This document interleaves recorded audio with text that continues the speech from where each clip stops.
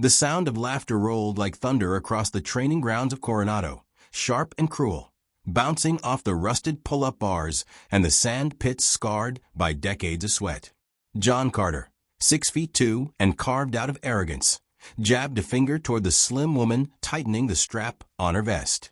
His grin was a knife, his voice dripping mockery. "Yo, look at this. She's got numbers tattooed like a barcode." The other SEAL candidates burst out laughing, their boots stomping in rhythm with the insult. One man even pulled out his phone, holding it up as though scanning groceries at a checkout line. Beep. He made the sound himself, grinning. "Sorry, ma'am. Product defective." The laughter swelled. But Sophia Lane didn't flinch. She stood in the California sun, her forearm bare, the tattooed digits visible, her face unreadable. Not a flicker of shame. Not even annoyance. John smirked, sensing blood. "Seriously, what is that? Your Starbucks loyalty code? Or maybe your prison ID?" He leaned closer, towering over her smaller frame. "Or," he paused, his voice rising so the entire platoon of trainees could hear, "maybe it's your rejection code from the last time you tried to play soldier." The men howled. Sweat and dust mixed in the air as 24 candidates circled one woman. To them, she was prey. But none of them knew what those numbers really meant. Not yet. And in exactly 20 minutes, everything would change. Before we go further, think about this. Have you ever seen someone written off because of how they looked, only to reveal strength no one expected? I'd love to hear your stories in the comments. Because what happened on this field is a lesson about judgment, and about how dangerous it can be to underestimate the quiet ones. Sophia continued her routine, moving with steady, measured precision. She checked her gear, not for show, not the way the others did. Every movement was stripped of waste. Every touch was exact, as though she'd done it 1,000 times. Her eyes swept the obstacle course, not with excitement, not with fear, but with calculation. She tapped a support beam, adjusted a buckle, then glanced at her wrist. A battered G-Shock watch clung to her skin, its glass scarred by 3 parallel scratches. She noted the time. 7:45. John stepped in front of her again, spreading his arms wide like a conquering gladiator. His buddies flanked him, predators closing a ring. "First day trying to hang with the big boys?" His voice carried across the grounds. "What is this, sweetheart, a women's empowerment field trip? Yoga class didn't cut it, so now you're trying a SEAL program." More laughter. Always more laughter.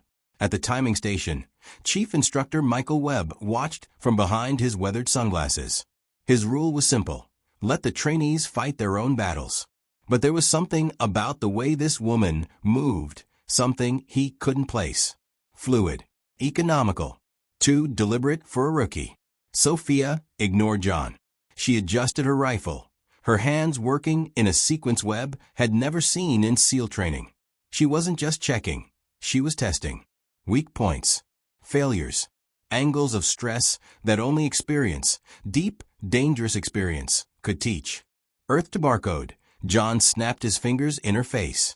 "You hearing me? Or did those numbers scramble your brain?" He turned theatrically to his audience. Maybe it's her ex's social security number, or the number of times she's failed basic training. One younger trainee, eager for approval, chimed in. Or her body count. Like, how many participation trophies she's got. The circle erupted again. Dust swirled in the heat. Finally, Sophia looked up. Her eyes locked with John's. They were steady. Too steady. "Are we running this course?" she asked quietly. "Or just talking about it?" Her voice wasn't loud, but it sliced through the laughter like a blade. A few men shifted uneasily. John threw his hands up in mock delight. "Oh, she speaks. And with authority, too. Tell you what, princess, you go first. Show us what those CrossFit classes taught you." He bowed theatrically, pointing toward the starting line. Sophia turned back to her gear. "I'll wait my turn." The dismissal burned. For men like John, there was no greater insult than being ignored. His grin faltered. "Yeah, of course you'll wait. Gotta practice your Instagram poses for when you fail the first wall." Chief Webb's eyes narrowed. He noticed it again, the way Sophia stood, her weight distributed low, perfectly balanced. That wasn't rookie stance. That was something older. Something from another world. Nice watch, one trainee sneered. You buy that at the surplus store along with the rest of your tough girl starter kit? John seized the new target. Yeah, that's what this is. Stolen Valor cosplay. You bought some gear online, slapped a barcode on your arm, and thought you could play SEAL. His voice hardened. I'm doing you a favor, sweetheart. Quit now, before you humiliate yourself. The obstacle course loomed behind them, a gauntlet of walls, ropes, barbed wire, and sand pits. Brutal. Legendary. The record, 4 minutes, 39 seconds. Held by a man who earned the Medal of Honor in Afghanistan. All right, John barked, puffing his chest. Time to put up or shut up. I'll run it first. Watch and learn, barcode. Then you can try. He tore off his shirt, muscles gleaming in the sun. His friends clapped and hooped as he crouched at the line. Sophia said nothing, but her eyes tracked the course, every detail, every obstacle. She wasn't looking at it as a test. She was solving it like an equation. Go, someone shouted. John exploded forward, pure power and aggression. He muscled up walls, heaved himself across ropes, crashed through nets. His buddies screamed encouragement, chanting his time as he flew through the course.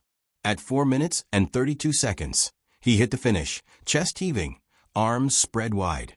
A personal best. Almost a record. That's how it's done, he roared. His eyes snapped back to Sophia. Still want to embarrass yourself? Sophia stepped forward, silent, calm.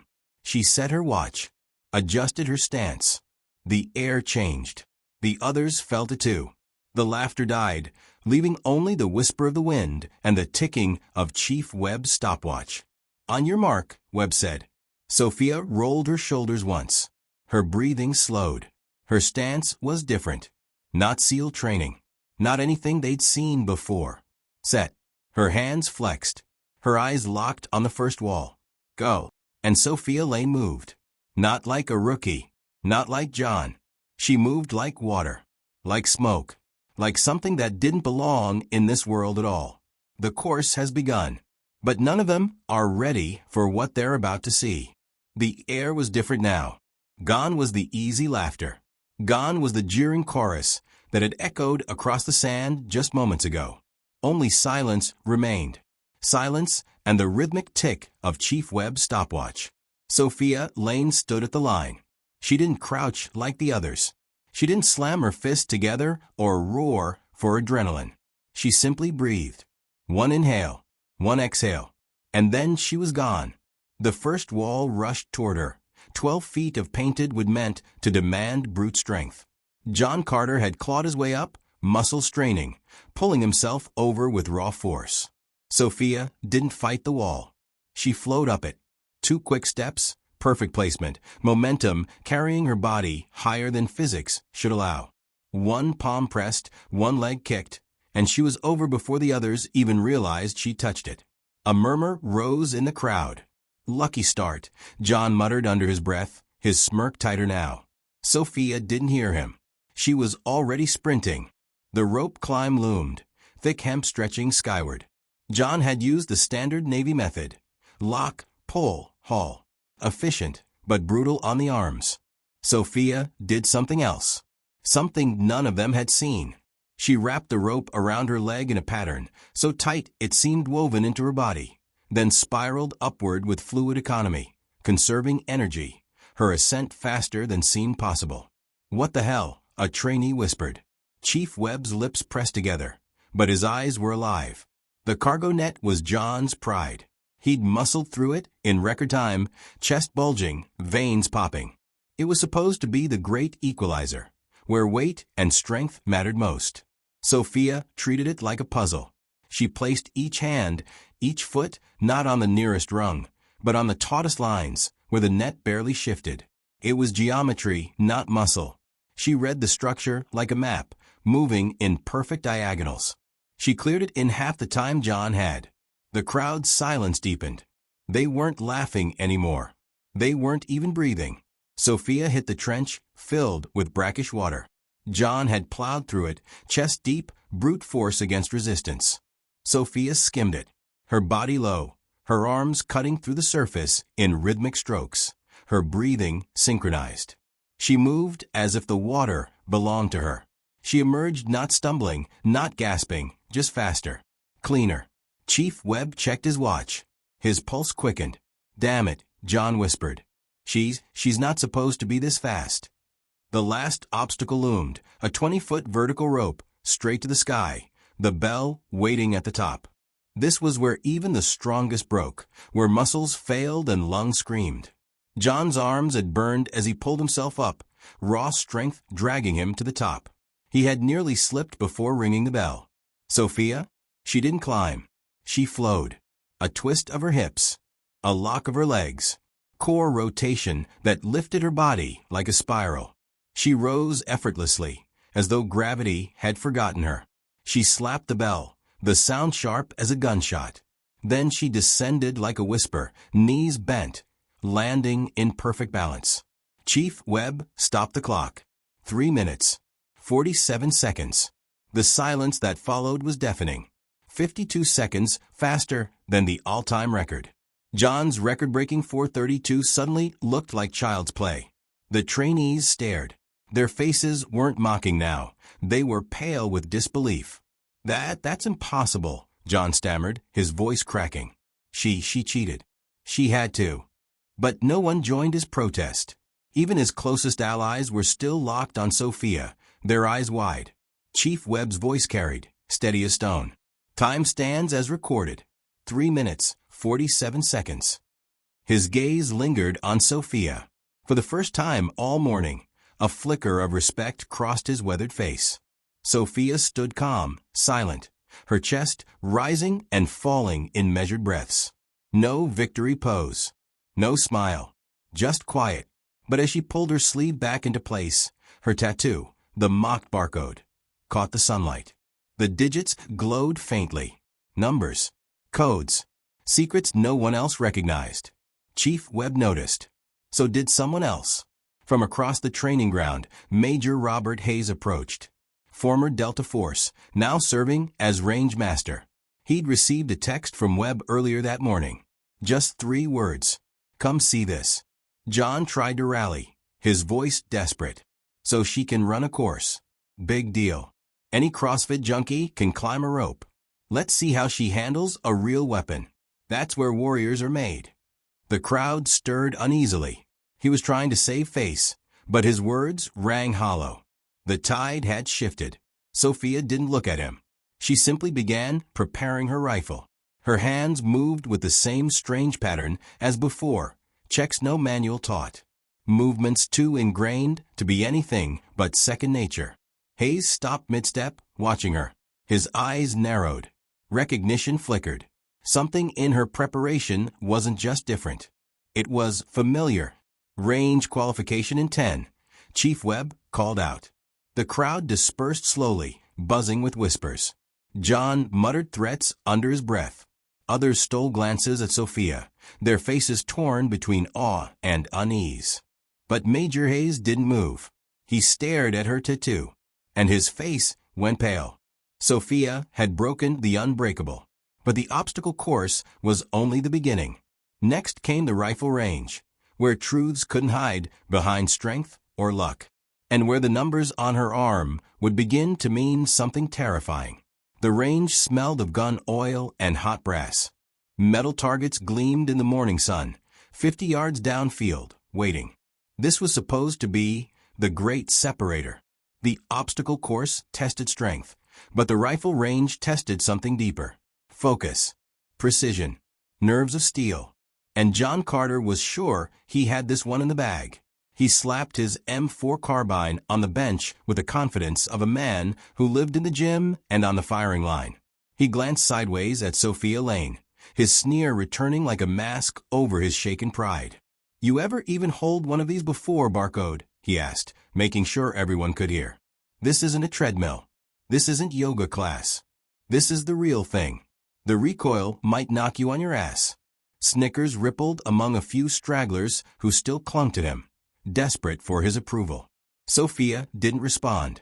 She didn't need to. Her silence had already become more dangerous than any insult. She set her rifle down gently, like it was alive. Her hands began to move, fluid, deliberate. Not the standard Navy checks every candidate was drilled to perform. Something else. Bolt carrier group. Trigger assembly. Barrel alignment. Each motion was second nature, too natural to have been learned here. Chief Webb watched. He'd seen thousands of inspections, but never one like this. Her fingers danced over the weapon, not searching, but knowing. Major Robert Hayes, standing just behind the line now, leaned forward. His eyes narrowed. Recognition tugged at the edges of his memory. John grinned wide, trying to mask the tightness in his chest. Fancy moves won't help you, princess. This isn't Instagram. You've actually got to hit the target. Sophia ignored him. She slipped on a pair of gloves, odd ones, with subtle ridges across the fingertips. Not standard issue. Not anything the trainees had seen before. Hayes frowned. Where have I seen those? As a range officer gave final instructions, John accidentally knocked over his ammo box, scattering rounds across the bench, some sliding into Sophia's lane. Oops. His false sincerity dripped like poison. Here, let me help you pick those up. He bent down, bumping her rifle with his shoulder as he did. It should have thrown her off balance. Should have disturbed her setup. But Sophia's hand shot out with reflexes too fast, too precise. She steadied the weapon, gathered the loose rounds in one fluid motion, loaded her magazine, and settled back into firing position, all before John had even straightened up. The crowd shifted. That wasn't luck. That was muscle memory. Years of it. Range is hot, the officer barked. Shooters may commence firing. John grinned, eager to reclaim his pride. He shouldered his rifle and opened fire. 10 shots in rapid succession, brass flying, muzzle flash bright in the morning air. His grouping was solid. 6-inch circle. Respectable. Enough to draw a few nods. He lowered his weapon with a satisfied smirk and turned, waiting for Sophia to struggle. But she hadn't fired. She was still, too still. Her cheek rested against the stock. Her breathing slowed into a rhythm that almost looked meditative. Her fingers made microscopic adjustments, tracking something invisible in the air. Major Hayes stiffened. He knew that stance. He'd seen it once in Syria, and only from one kind of shooter. Then the crack came. Clean, crisp, almost delicate. The rifle barely moved. Sophia chambered the next round with surgical precision, never breaking her sight picture. Second shot. Third. Each one flowed into the next, like a dance choreographed long before this day. By the 5th shot, murmurs spread. The impacts weren't just tight, they were impossible. By the 10th, a hush had fallen. The entire firing line was watching now. Check target 2, Hayes ordered, his voice low but urgent. The range officer trotted down, examined Sophia's target, then froze. He turned, his voice louder than intended. 10 rounds, 1 ragged hole. Measurement, .73 inches. At 50 yards. Silence. It wasn't just good. It wasn't just elite. It was beyond. That kind of precision wasn't taught here. Wasn't achievable under these conditions. It was unnatural. John's mouth opened, but no sound came. His smirk had collapsed into shock. His face pale. She's using special ammo, he finally stammered. Match grade. Has to be. Hayes stepped forward, bent down, and picked up one of Sophia's spent casings. He held it up for all to see. Standard M855 ball. Same as the rest of you. His voice was flat, but his eyes burned. He turned to Sophia, studying her as though she were a ghost. Ma'am, where exactly did you train? Sophia safed her weapon, her movements automatic, economical. She answered without looking at him. Here and there. But Hayes wasn't listening anymore. His eyes had drifted to her arm. The tattoo. The numbers. His face drained of color. He stepped back, pulling his phone from his pocket. His voice dropped, urgent, almost panicked. But a few words carried on the wind.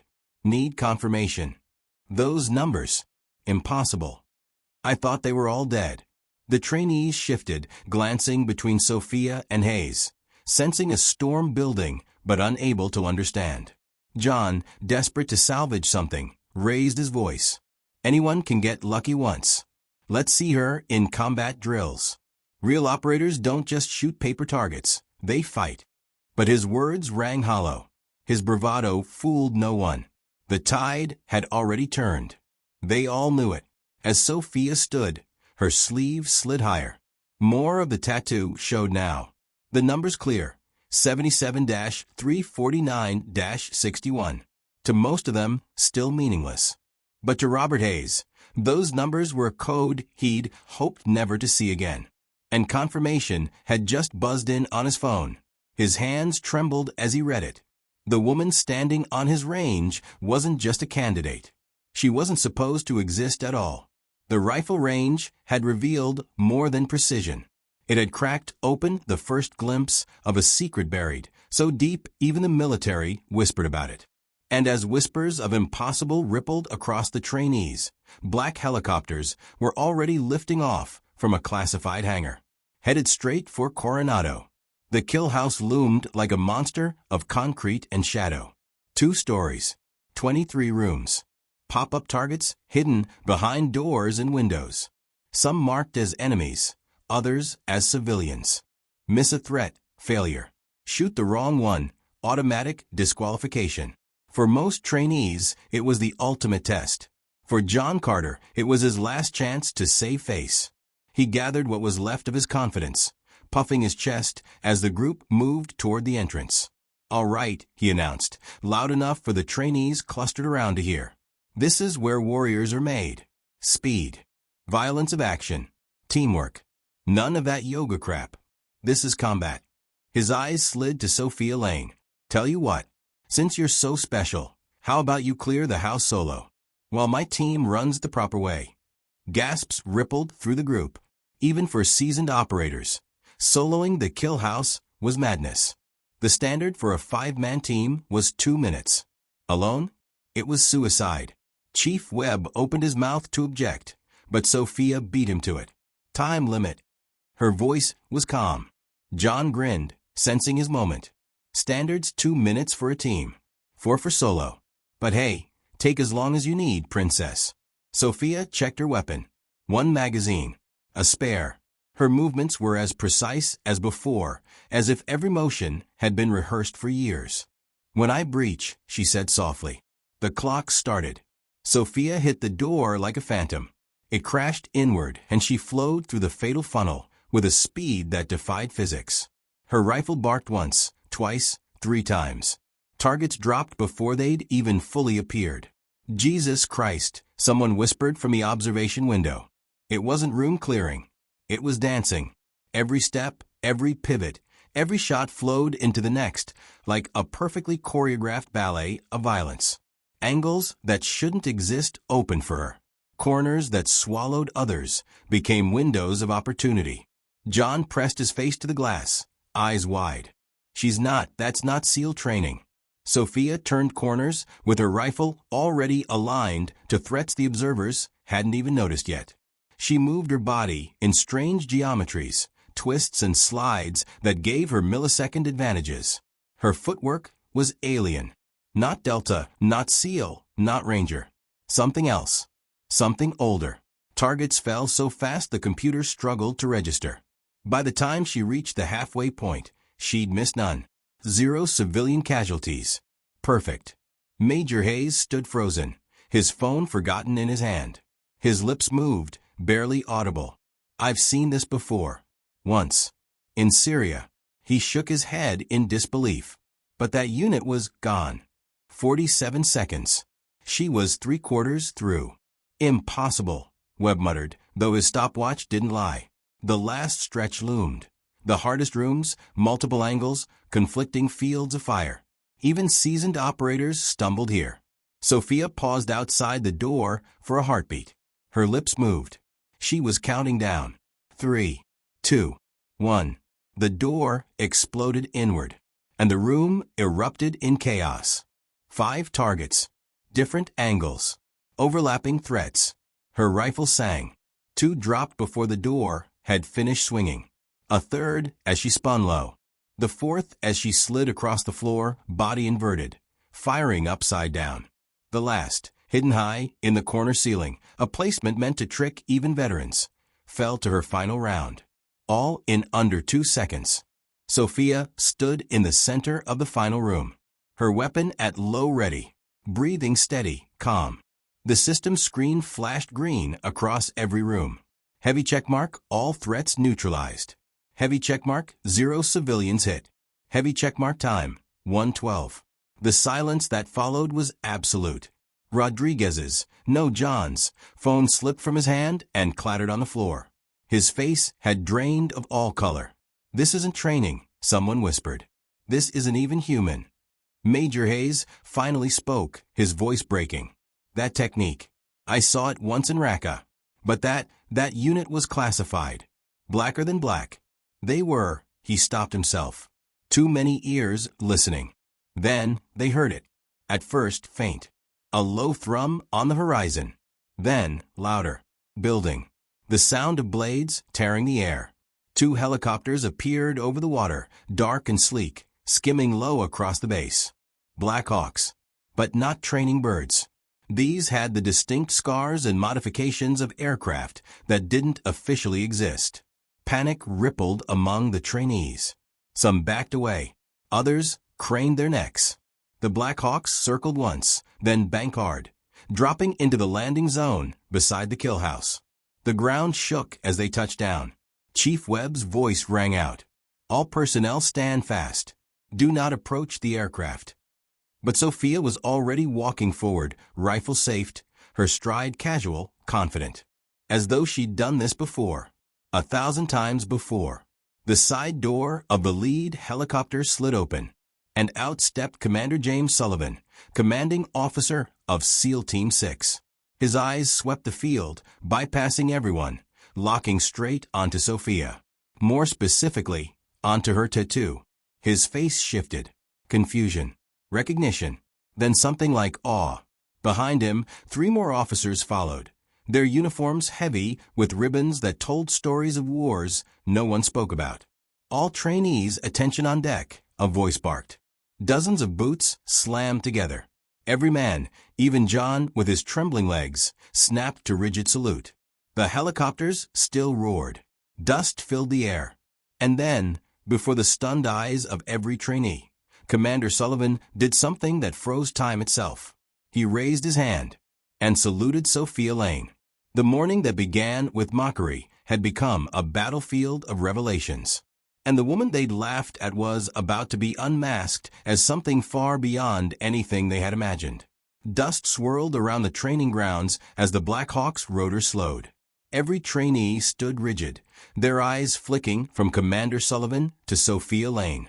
But none of them could process what they were seeing. A SEAL Team 6 commander saluting a trainee? It was unthinkable, unheard of. And yet here it was. Sophia returned the salute, crisp and sharp. "Commander." Sullivan's voice carried across the field, steady but tinged with something almost reverent. "Unit 7 to 7. His eyes stayed locked on her tattoo. "I thought you were all Kia." Reports said the entire unit was lost in Raqqa. A ripple of confusion swept the trainees. Unit 77? The designation meant nothing to them. But Major Hayes staggered forward, his face pale, his phone still clenched in his hand. "That's impossible." Unit 77 was a rumor. A ghost story. Sullivan shook his head slowly. "Not a rumor. A reality. And you're looking at it." He pointed to Sophia's tattoo. "Those numbers you mocked? They aren't random. 77 for the unit. 349 for her operative number. 61 for the year of commissioning. That ink isn't decoration. It's a designation, a scar that marks the ghosts." John Carter's lips moved, but no words came out. His knees wobbled. The arrogance, the sneer, all of it crumbled under the weight of truth. Sophia stepped forward, her voice calm, measured. "You saw barcode. You saw weakness. That was the point. Unit 77 was built on assumptions. The enemies, the allies, even our own. They saw women and thought fragile. They saw smaller frames and thought incapable. We turned their blindness into a weapon. Her eyes swept across the trainees, lingering on John. And every time they underestimated us, it cost them everything. Hayes' trembling hands opened a sealed folder he had retrieved after that urgent phone call. Documents that shouldn't have existed, stamped with layers of redacted lines and classified seals. He read aloud, voice unsteady. Ghost Operative 349. Codename, Lane. 147 confirmed operations. 5 Medal of Honor nominations, all classified. Raqqa, his throat caught. Raqqa alone was. That's enough, Sophia cut in, her tone quiet but firm. They don't need details. Not yet. The silence that followed was deafening. Sullivan faced the trainees, his voice booming like a sermon. Gentlemen, you mocked a ghost today. A woman whose fingerprints are on the very tactics you train with. The CQB methods she just showed you? She wrote them. The manuals we teach from, half of them bear her name in invisible ink. He looked back at Sophia. We thought you were lost forever. The Pentagon tried for years to replicate what you did. We failed every time. What you carried, what you built, it couldn't be replaced. Sophia's gaze softened. For the first time all day, emotion cracked through the steel. Her fingers traced the 3 scratches across her watch face. Mitchell, Chun, Vasquez, she whispered. They didn't make it out. The rest of us, we lived. Officially dead. Unofficially invisible. She looked back at the stunned trainees. But ghosts don't rest easy. That's why I'm here. Not for glory. Not for rank. To pass on what we learned. To make sure you don't walk into the same traps we did. John Carter's face was ash. He stumbled forward, his voice breaking. I mocked you. I said you didn't belong. That you were pretending. He swallowed hard, his pride gone. I was wrong. The silence stretched. The other trainees shifted uncomfortably, eyes darting. Sophia studied him for a long moment, then nodded once.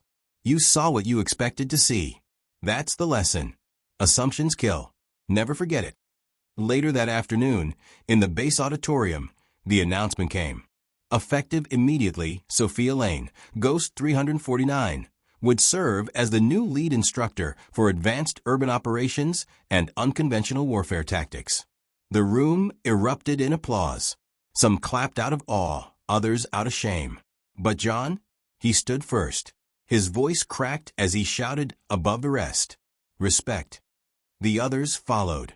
The sound rolled like thunder. Sophia didn't smile. She simply inclined her head, accepting it, but never basking in it. That evening, she spoke to a smaller group of trainees. She told them not about medals or missions, but about perspective. Every assumption the enemy makes is a weapon, she said. They thought women couldn't fight.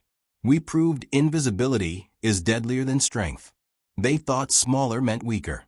We showed it meant faster, harder to target, impossible to predict. Her voice softened. What the world sees as weakness may be your greatest strength. Never let them define you. Commander Sullivan found her afterward, his voice low. The others? Are they still alive? Sophia's lips curved into a faint, almost sorrowful smile. Yes, living quiet lives, but maybe ready to stop being ghosts. Her eyes drifted to the horizon. The world's changed since Raqqa. Maybe it's time the dead taught the living. The next morning, as the sun broke over Coronado, Sophia stood at the gate. Her watch ticked quietly, the scratches on its face catching the light. A small group of trainees approached, John among them. Without a word, they formed a line. They saluted. Sophia returned the gesture with a nod and walked past them. The gesture said everything. Respect earned. Lessons learned. Traditions shifting. The numbers on her arm, 77-349-61, gleamed faintly in the rising sun. No longer a joke. No longer misunderstood. A symbol now. Of sacrifice. Of survival. Of ghosts who refused to stay dead. And as she disappeared into the morning, whispers spread across the base. If there's one of her, how many more walk among us, unseen? Sophia Lane, Ghost 349, had turned mockery into revelation. And the trainees who laughed at her would carry the lesson forever. The most dangerous warriors don't always look the part. What about you? Have you ever misjudged someone, only to discover they carried more strength, more story, than you ever imagined? Share your thoughts in the comments below.